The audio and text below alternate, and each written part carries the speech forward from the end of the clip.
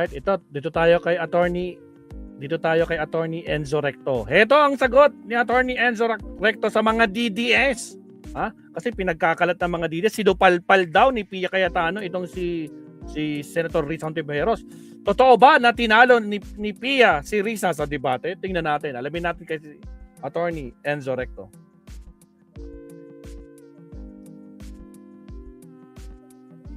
Pasok.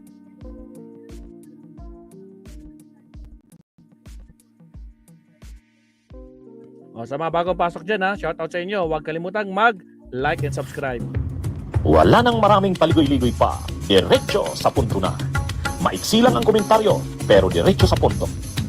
Maraming kuro-kuro, may tiwali, may totoo. Dito, sa puntong diretso tayo. Punto, diretso. Ang isa pang matindi kahapon, si Pia Cayetano. Mga kabunyog, yung kapatid niya, isa pa ito na nag-create ng intriga kahapon. Ano rin to, hindi rin sa normal ang ginawa ni Pia Cayetano kahapon. Bakit hindi sa normal ang ginawa niya? Umattend siya, totoo. Late na siya sa hapon, ha? Late na. Ha? Pero ang ginawa niya, umattend nga siya sa session, pero pagdating niya doon, ini-interview siya ng media. Siyempre, interesado ang media na makuha ang reaksyon niya.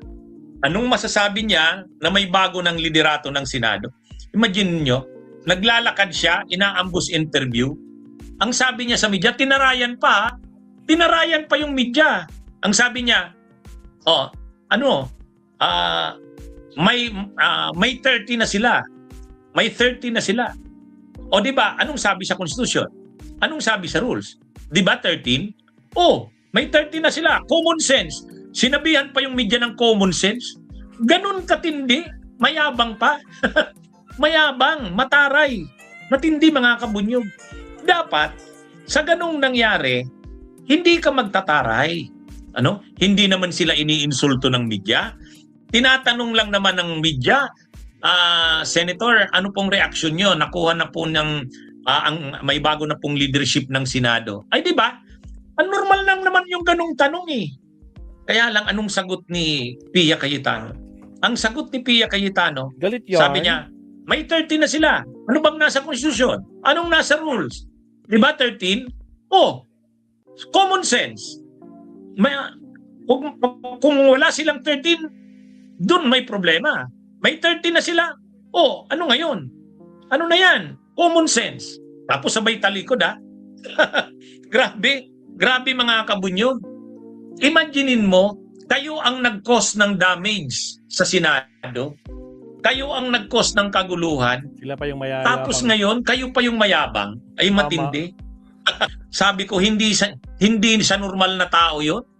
Ha? Hindi sa normal na tao yung ganong ugali, mga kabunyog. Ha? Hipokrita. Di ba dapat ikaw pa yung mahambol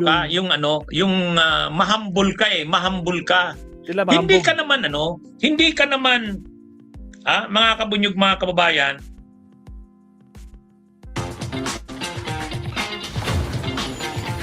Again, sa mga bagong pasok, mga absat, huwag kalimutan mag-like and subscribe. Salamat. Ano ka naman? Kumbaga ang point, hindi naman yung parang kawawa ka na nahihiya ka. Hindi naman. Pwede namang i-maintain mo pa rin yung posture mo. Ang sasabihin mo, kami naman, tanggap naman namin na ang sabi naman talaga namin, pag nakuha nila yung 13, ano na kami? Nandito na, nakuha nila yung 13. So, nandito kami para magsama-sama na. Magsimula tayo. Let's move on. Let's move forward. Di ba? O ganun. Hindi eh. Ang Gildita, yung sagot. Siya pa yung mayabang, ha?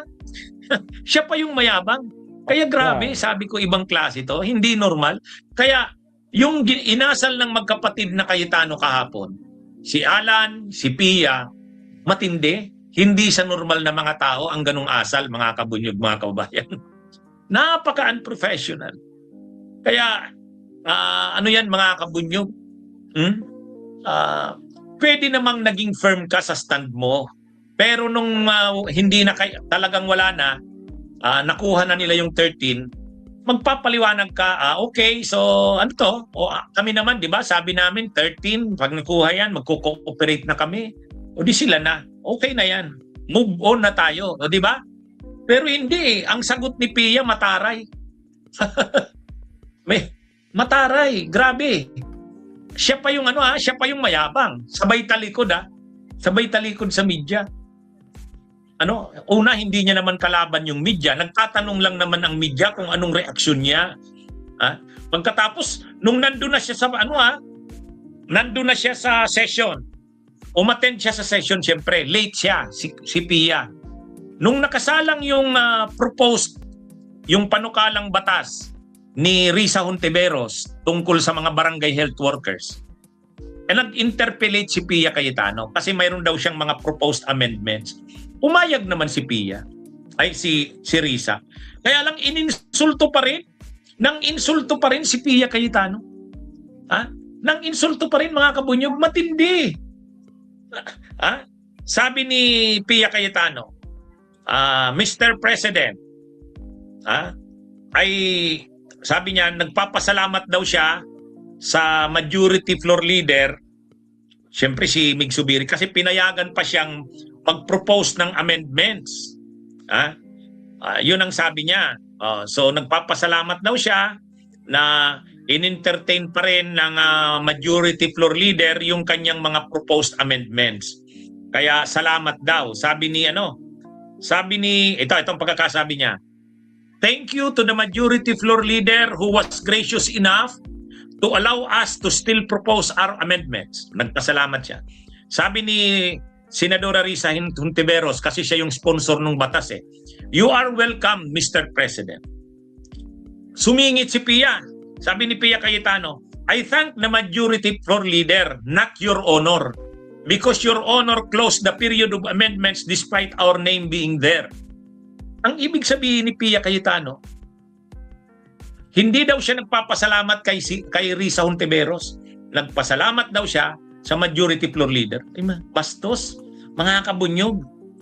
Ilang araw kayong absent, ilang session kayong absent, tapos nung umaga absent pa sila, dumating siya late.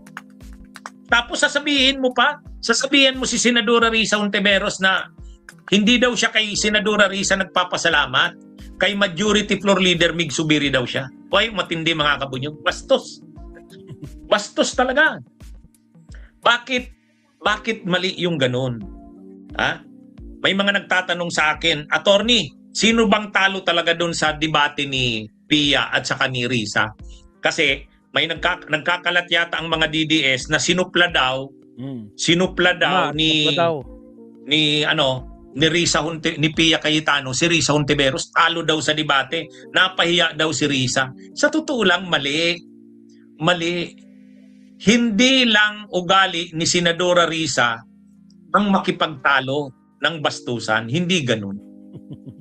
Kahit binastos siya ni Pia Cayetano, mature, professional pa rin yung handling ni Senadora Risa Hontiveros.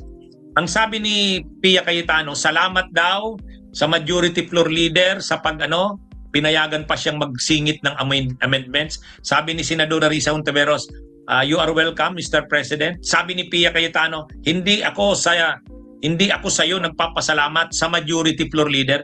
Imaginin niyo yan, ganun kabastos. Ganun kabastos. So, anong sagot sa kanya ni Senadora Risa Hontiveros?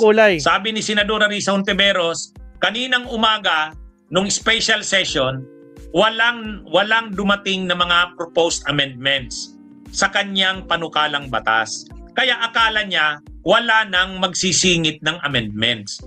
Kaya sinarado niya na kaninang umaga.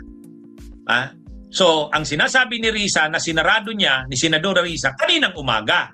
Kasi wala namang umattend na galing sa minorya nung umaga So, nung umaga, sinarado niya na yung mga amendments doon sa panukalang batas niya. Pero nung hapon, dumating si Pia, nagre-request na payagan siya uling maka-interpellate at makasingit ng amendments. Siyempre, nakiusap siya kay Mig Zubiri. Pero si Mig Zubiri, kinausap siyempre si Pia Cayetano. Ay si Risa Hontiveros, Senadora Risa, payag ka pa bang magpa-interpellate? Magsisingit daw ng amendments si Pia. Ay syempre ang sagot ni Risa, pwede, okay lang. Sige, we will entertain amendments. Kaya pumayag si Risa. Pero ang pinasasalamatan ni Pia, si Mig Subiri. Ayaw niyang i-recognize na si Senadora Risa pumayag din na magpa-interpellate. Sa katunayan, tumayo nga si Risa. Mga viewers, sino bang ang mga followers ko? Sino ba talaga attorney ang nanalo dun sa debate? Sabi napahiya daw si Risa. Hindi napahiya si Risa. Ha? Hindi siya napahiya. Ano siya? Ang sinabi ni Pia Cayetano na sinarado na daw ni Risa yung pag-propose ng amendments, umaga yon. Kasi wala naman sila Risa eh. May sila Pia Cayetano. So akala niya wala nang magpo-propose ng amendments. Pero nung hapon, dumating sila Pia Cayetano, nakiusap kay Mig Subiri dahil majority floor leader. Pero nakiusap din si Mig Subiri kay Risa. Payag ka pa bang magpa-interpellate? Payag ka pa bang singitan ng amendments? Umayag naman si Risa eh. Kaya nga tumayo siya sa harapan eh. Oh, di ba mga kabunyog, mga kababayan? Ano yan mga kabunyog? Bastos. Sa totoo lang. Sobrang bastos. Kaya may mga nagtatanong sa akin, attorney, sabi ng mga DDS, napahiya daw si Risa. Sabi ko, hindi napahiya yun. Professional lang si Senadora Risa. Hindi naman siya nakipagtalo. Pero sinagot niya politely. Hindi ibig sabihin na hindi ka sumagot ng mataas na boses, mahina ka. Hindi ganun yun. Parang ako rin, di ba? Naalala nyo kay Marcoleta. Sinasagot ko ba si Marcoleta? Hindi. Ayaw kong makipagtalo sa ganyang tao. Pero nung sinabihan niya akong, I want him to apologize, Mr. Chair. Anong sabi ko? I'm sorry, Mr. Chair. I will not apologize. Di ba? Ganun yun. Anyway, sa inugali na yan ng magkapatid na yan, mga kabunyog, sa inugali na yan ay, nakikita mo, hindi na sa tao ang inasal ni Alan Peter at saka ni Pia Cayetano. Yung live nga niya kapon. Okay, mga kabunyog, mga kawayan, Gina G. magandang araw sa inyong lahat. Mabuhay po tayo. Alright. Salamat. Salamat Attorney Enzo Recto Mapsat. Okay, kwan tayo, last topic tayo Mapsat, no? Bago tayo mag-end ng ating live stream. Ito yung pang-apat na topic natin, last topic.